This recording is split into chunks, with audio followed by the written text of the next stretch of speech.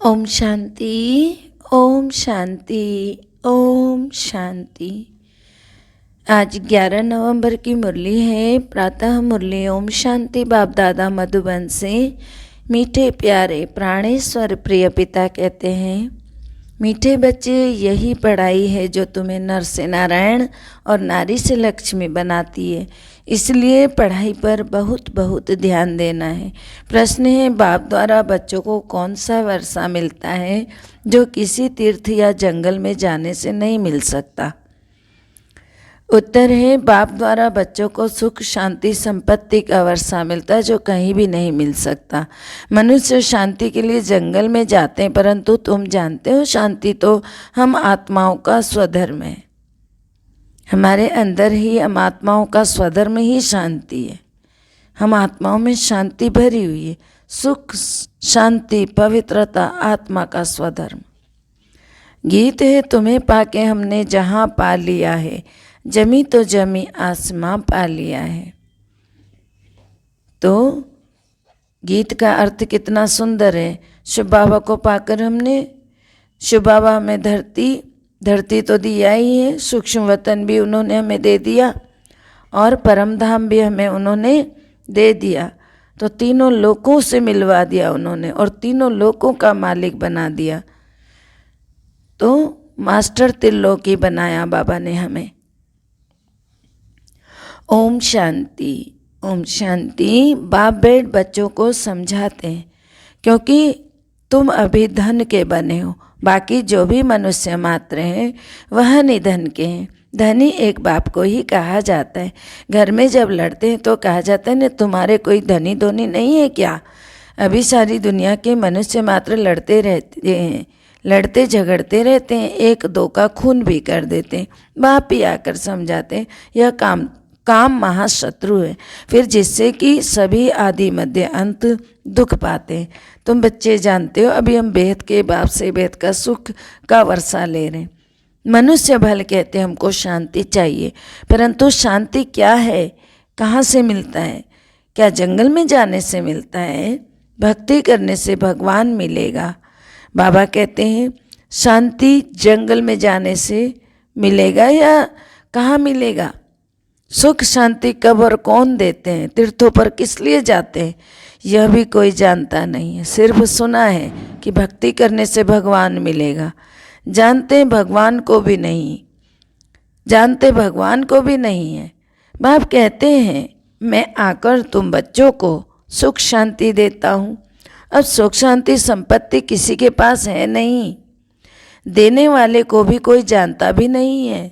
बाप आकर समझाते हैं, तुम ही गाते भी हो ना, दुख करता सुख करता। गांधी जी भी गाते थे कि पुकारते थे, पतित पावन आओ आकर हमको पावन बनाओ। गाते हैं पतित पावन सीताराम, दुख करता सुख करता। तो गांधी जी भी पुकारते थे ना। तो बाबा कहते हैं, परंतु अर्थ का पता नहीं था पतित पावन सीताराम का मतलब क्या है। भक्ति क्यों करते हैं? पतित पावन सीताराम, जो पतितों को पावन बनाने वाला, ऐसा सीताराम बना देने वाला, वो कौन है? सीताराम से भी ऊंचा लक्ष्मी नारायण बना देने वाला, वही शिव परमात्मा, जिसको हम भगवान कहते हैं।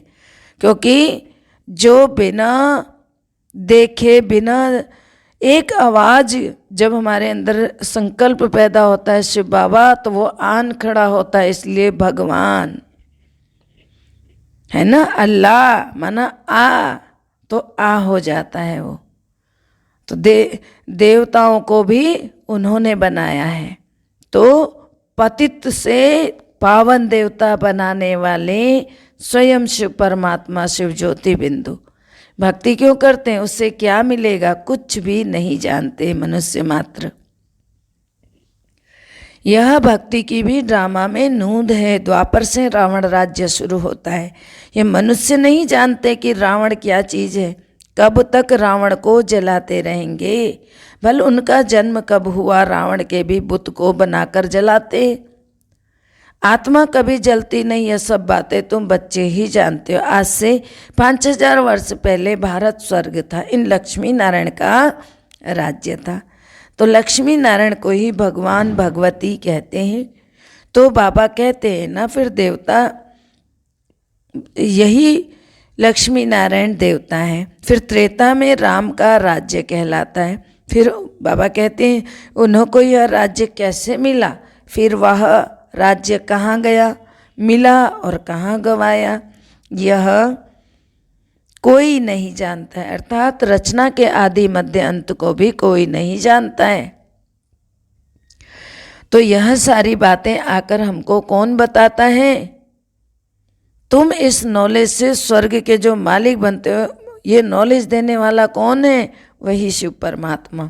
स्कूल में पढ़ाई से जो वकील जज बनते हैं, तो वो तो वकील जज ही बनेंगे ना, साधारण स्कूल में जो पढ़ाई करते हैं।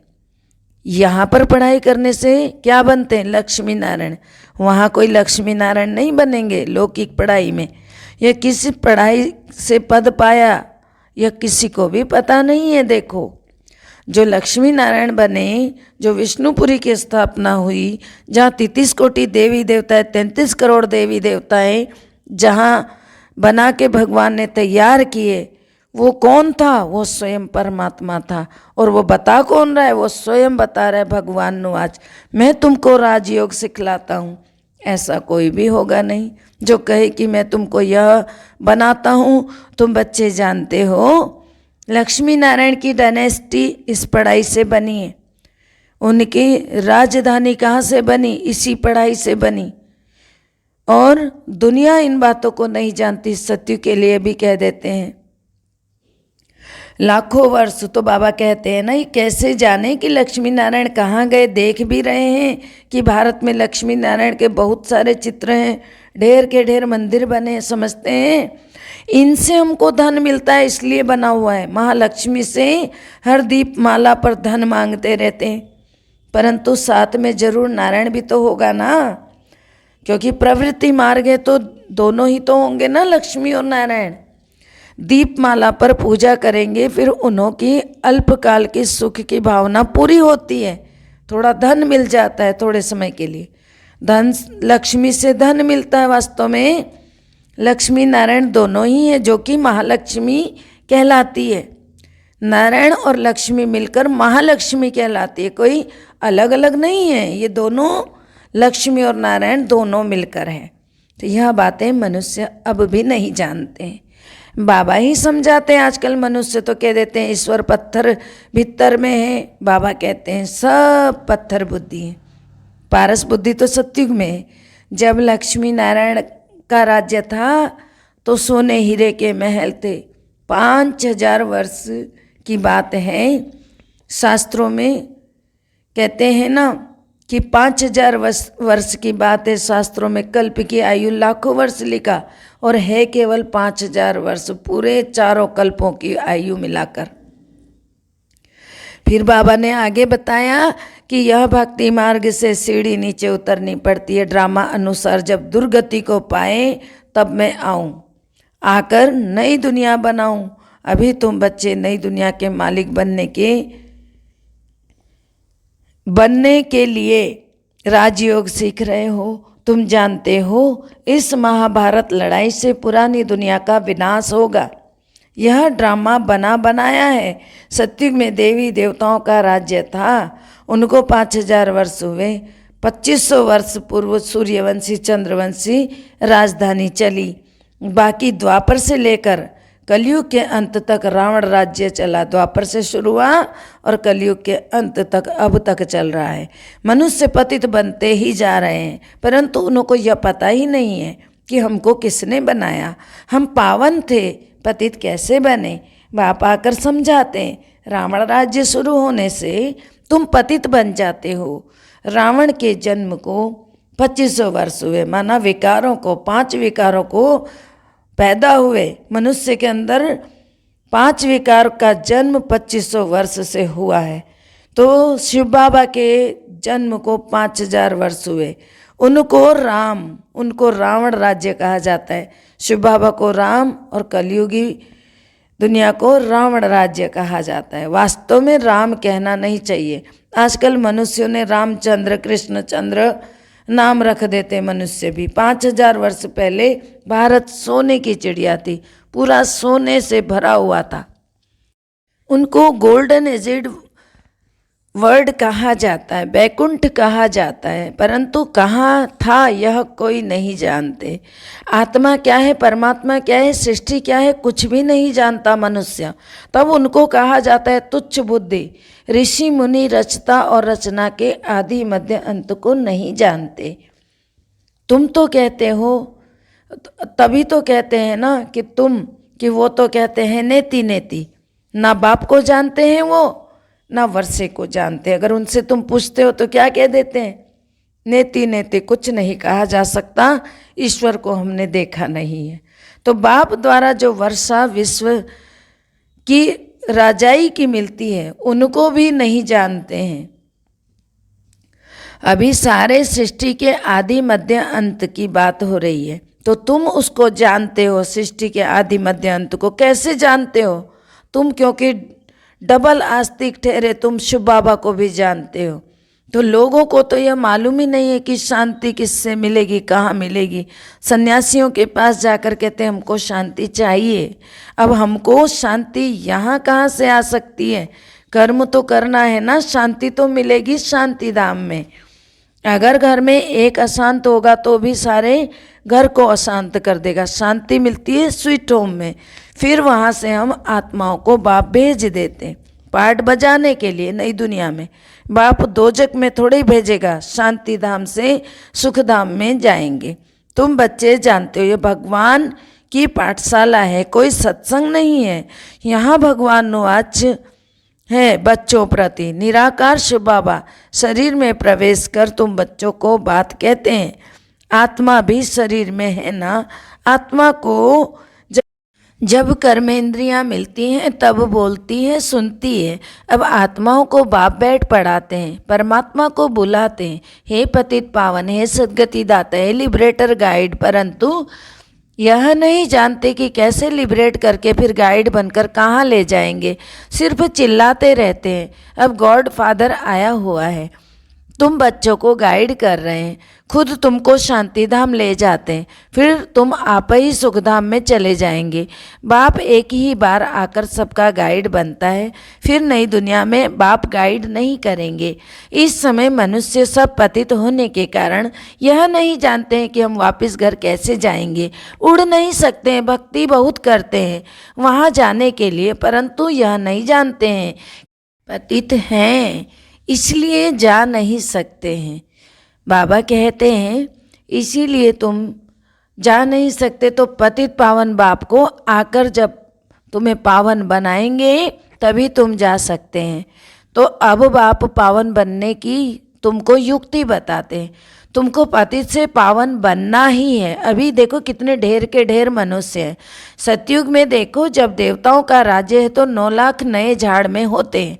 पहले तो थोड़े पत्ते होते हैं ना, फिर बड़ा होता जाता है। पहले एक ही धर्म वाले हैं, फिर अभी तुम अपने को नरकवासी नहीं समझेंगे।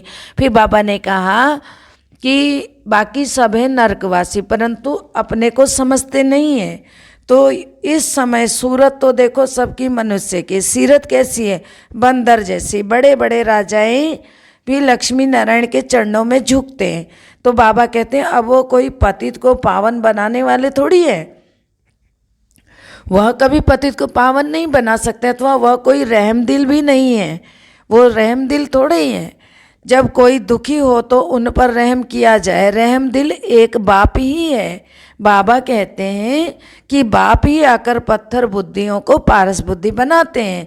फिर बाबा कहते हैं अभी तुम देवता बन रहे हो, यह है नरसिंह नारायण बनने की पाठशाला, यह राजयोग। ऋषि मुनि यह नहीं जानते कि गीता का राजयोग किसने सिखाया, गीता को बिल्कुल ही खंडन कर दिया।